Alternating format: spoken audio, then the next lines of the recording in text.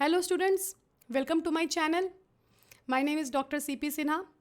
और जैसे कि आप लोग जानते हैं कि हम लोग अभी एनडीए और सीडीएस के बारे में प्रिपरेशन कर रहे हैं, उनके लिए एंट्रेंस एग्ज़ाम्स की प्रिपरेशन कर रहे हैं, राइट। तो चलिए हम लोग अपनी बात को आगे बढ़ाते हैं। हमने इसके पहले वाले वीडियो में 3 स्टेट्स ऑफ मैटर के बारे में बात किया था, इफ़ेक्ट ऑफ टेम्परेचर के बारे में बात किया, इफ़ेक्ट ऑफ प्रेशर के बारे में बात किया, है ना। तो हमने यहाँ पे बात किया था 3 स्टेट्स ऑफ मैटर के बारे में, है ना। तो 3 स्टेट्स ऑफ मैटर के बारे में अब आज हम बात करने वाले हैं 2 और स्टेट ऑफ मैटर के बारे में, ठीक है। इससे रिलेटेड क्वेश्चंस आप लोगों को कैसे आते हैं मैं वो भी बताऊँगी अभी, ठीक है।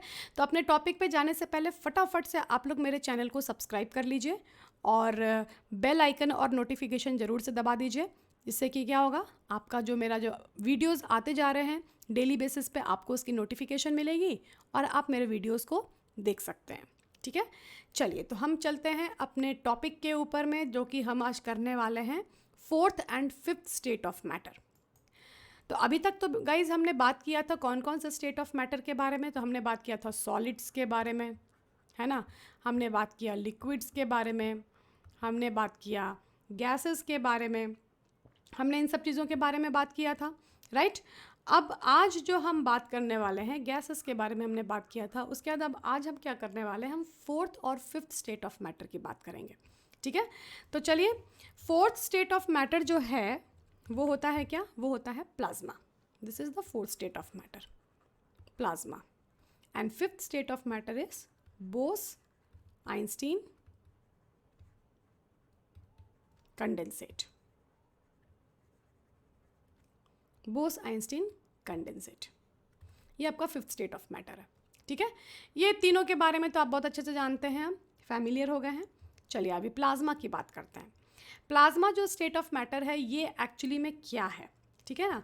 तो ये जो प्लाज्मा का है ना, सबसे पहले बता देती हूँ मैं कि प्लाज्मा में और बोस आइंस्टीन में जो है ना एकदम उल्टी बात है। प्लाज्मा में एकदम हाई टेम्परेचर की बात करेंगे और बोस आइंस्टीन में एकदम लो टेम्परेचर की बात करने वाले हैं, ठीक है। तो प्लाज्मा में एक्चुअली होता क्या है मैं आपको शुरू से बताती हूँ। चलो हम एक एक्सपेरिमेंट के पॉइंट ऑफ व्यू से समझते हैं इसको। सपोज हमने क्या किया, एक कंटेनर लिया, ठीक है। इस कंटेनर बहुत सारा हमने आइस क्यूब्स डाल दिया, बहुत सारा आइस क्यूब्स डाल दो इस कंटेनर में, ठीक है। ऐसे आइस क्यूब्स डाल दिया हमने।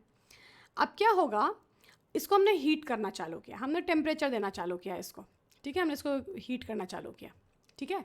अब क्या होगा, इसको हीट करोगे तो मेल्ट करेगा। ऑब्वियस सी बात है ना कि सबसे पहले क्या करेगा, ये मेल्ट करने लग जाएगा, मेल्ट करेगा। ये मेल्ट करके लिक्विड स्टेट में कन्वर्ट हो गया। अब लिक्विड स्टेट जब आया, हम इसको और हीट दिए जा रहे हैं और टेम्परेचर बढ़ा के हीट दिए जा रहे हैं, है ना। तो अब टेम्परेचर बढ़ा के भी हीट अगर दोगे तो वो वाटर था 100 डिग्री सेल्सियस पे जाकर के रुक जाएगा और वो क्या हो जाएगा, वो लिक्विड से गैशियस स्टेट में कन्वर्ट होना चालू हो जाएगा, गैशियस स्टेट में कन्वर्ट होना चालू हो जाएगा, है ना। जब वो गैशियस स्टेट में भी कन्वर्ट हो गया, अब आप क्या किया जा रहे हो, उसको और हीट दे रहे हो, दिए जा रहे हो, हीट दिए जा रहे हो। ऑफकोर्स ये कंटेनर को आपको क्लोज करना पड़ेगा, नहीं तो गैस तो पूरा उड़ जाएगा, तो हीट क्या चीज़ को करोगे। तो ऑब्वियस सी बात है क्लोज्ड सिस्टम रहेगा, है ना। अब इसको आप हीट दिए जा रहे हो 4000 डिग्री, 5000 डिग्री, 6000 डिग्री, 7000, 8000 टेम्परेचर बढ़ाए चले जा रहे हो। जैसे ही आप इतना ज़्यादा हाई टेम्परेचर पे उस गैस को हीट करोगे तो बेसिकली होगा क्या, क्या होगा कि वो जो गैस है वो आयोनाइज हो जाएगी, गैस आयोनाइजेस। अब बात आती है कि भाई क्यों आयोनाइज हो जाएगी, तो ज़रा सा थोड़ा सा पीछे चलिए और बोहर के एटॉमिक मॉडल को याद कीजिए। बीच में होता था एक न्यूक्लियस, उसके बाहर में ऐसे, मैं थोड़ा गोल गोल नहीं बना पा रही हूँ, ठीक है, तो ज़रा सा please forgive me for that, ठीक है। तो ये जो था इस तरह से करके ये उनके नंबर ऑफ शेल्स हुआ करते थे, है ना। अब यहाँ पे ये न्यूक्लियस था, ये इलेक्ट्रॉन है, यहाँ पे इलेक्ट्रॉन है, यहाँ पे इलेक्ट्रॉन है। सपोज़ क्या हुआ कि आपने इस एटम को एनर्जी प्रोवाइड किया, हीट एनर्जी प्रोवाइड किया। इलेक्ट्रॉन क्या करेगा, अपने शेल से, अपने एनर्जी शेल से जंप करके दूसरे एनर्जी शेल में जाएगा हीट देने से। आपने इसको और हीट प्रोवाइड किया तो इससे वो जंप करके यहाँ आ गया। आप तो भी और हीट दिए जा रहे हो, 6000, 7000, 8000 डिग्री टेम्परेचर दिए जा रहे हो। अब क्या होगा, ये इलेक्ट्रॉन जो है ये इजेक्ट कर जाएगा बाहर, ये बाहर जंप करके एटम में से बाहर निकल जाएगा। समझ रहे हो ना। अब ये इलेक्ट्रॉन जो है जंप करके अगर बाहर आ गया है ना, और अब एटम में क्या हुआ, एटम तो पॉजिटिवली चार्ज हो गया क्योंकि इलेक्ट्रॉन बाहर निकल के आ गया, उसमें से एक इलेक्ट्रॉन बाहर आ गया, तो क्या हो गया, नंबर ऑफ इलेक्ट्रॉन कम हो गया, नंबर ऑफ प्रोटॉन बढ़ गया, उसकी वजह से क्या हो गया। अब ऐसे कंडीशन में इस कंटेनर के अंदर में क्या होने वाला है, कुछ पॉजिटिव और कुछ नेगेटिव चार्जेस डेवलप करने वाले हैं। किस टेम्परेचर पे, वही आपका 7,000 डिग्री सेल्सियस टेम्परेचर पे, इतने हाई टेम्परेचर पे क्या होने वाला है कि कुछ पॉजिटिव और नेगेटिव आयंस आपको यहाँ पे दिखेंगे उतने हाई टेम्परेचर पे। मतलब गैस क्या हो गई है, आयोनाइज हो गई है, उतने हाई टेम्परेचर पे आपको कुछ पॉजिटिव और नेगेटिव आयन दिखेंगे। अब क्यों ये पॉजिटिव और नेगेटिव आयन दिख रहे हैं, आई होप ये बात समझ में आ गई होगी। क्योंकि एटम में से इलेक्ट्रॉन बाहर निकल गया है, तो ये इलेक्ट्रॉन दिख रहा है जो कि बाहर निकला हुआ है, और एटम जो है क्योंकि इलेक्ट्रॉन बाहर निकल गया तो वो खुद पॉजिटिव चार्ज हो गया है, तो ये पॉजिटिव चार्ज उसकी वजह से दिख रहा है ना। ये जो टेम्परेचर हुआ, इतने हाई टेम्परेचर पे जब गैस आयोनाइज करती है तो ये एक अलग ही स्टेट होता है, और इसी स्टेट को प्लाज्मा स्टेट बोला जाता है। समझ रहे हो, इसी स्टेट को क्या बोलते हैं हम, प्लाज्मा स्टेट बोलते हैं, है ना। और ये स्टेट हमें कहाँ मिलता है, कहाँ पे मिलता है, तो ये स्टेट हमें मिलता है स्टार्स में। स्टार्स में ये स्टेट मिलता है क्योंकि बोला जाता है कि स्टार का टेम्परेचर इतना ज़्यादा हाई होता है ना, कि वो आराम से प्लाज्मा स्टेट वहाँ पे अचीव किया जा सकता है। इतना हाई टेम्परेचर होता है स्टार्स का, ठीक है। तो ये कहलाता है प्लाज्मा। तो ये आपका क्या, कौन सा स्टेट ऑफ मैटर हो गया, ये फोर्थ स्टेट ऑफ मैटर हो गया, प्लाज्मा। अब आइए बात करते हैं फिफ्थ स्टेट ऑफ मैटर। जैसे मैंने आपको पहले ही बताया था कि फिफ्थ स्टेट ऑफ मैटर क्या होने वाला है, जस्ट ऑपोजिट होने वाला है फोर्थ स्टेट से। हमने यहाँ पे बहुत हाई टेम्परेचर की बात किया, अब बोस आइंस्टीन में हम बिल्कुल लो टेम्परेचर की बात करने वाले हैं। चलिए, तो इसमें क्या हुआ कि जो बोस जो थे, सत्येंद्र बोस जो थे, वो एक एक्सपेरिमेंट कर रहे थे, ठीक है। उन्होंने अपने एक्सपेरिमेंट में कुछ बोसोन्स थे, उसको उन्होंने उससे कुछ स्टेट अचीव करने की कोशिश की, और फिर अपने रिसर्च पेपर को उन्होंने आइंस्टीन को भेजा, ठीक है।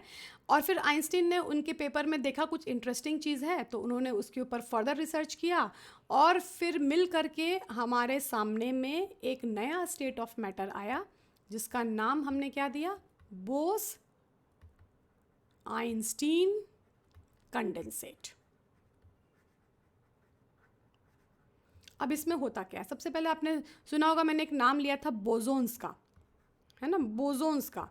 बोसोन्स क्या होता है बेटा, कि जैसे एटम के अंदर में आपको पता है कि नंबर ऑफ प्रोटॉन्स होते हैं, है ना, नंबर ऑफ प्रोटॉन्स होते हैं, नंबर ऑफ इलेक्ट्रॉन्स होते हैं, एंड नंबर ऑफ न्यूट्रॉन्स होते हैं।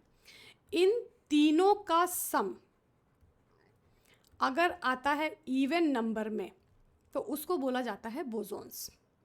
मगर अगर इन तीनों का सम अगर आया ऑड नंबर में तो उसको हम क्या बोलते हैं, उसको हम बोलते हैं फर्मियॉन्स। उसको हम क्या बोलते हैं, फर्मियॉन्स, ठीक है। तो हम बोसोन्स की बात कर रहे हैं, फर्मियॉन्स की बात हम नहीं कर रहे हैं।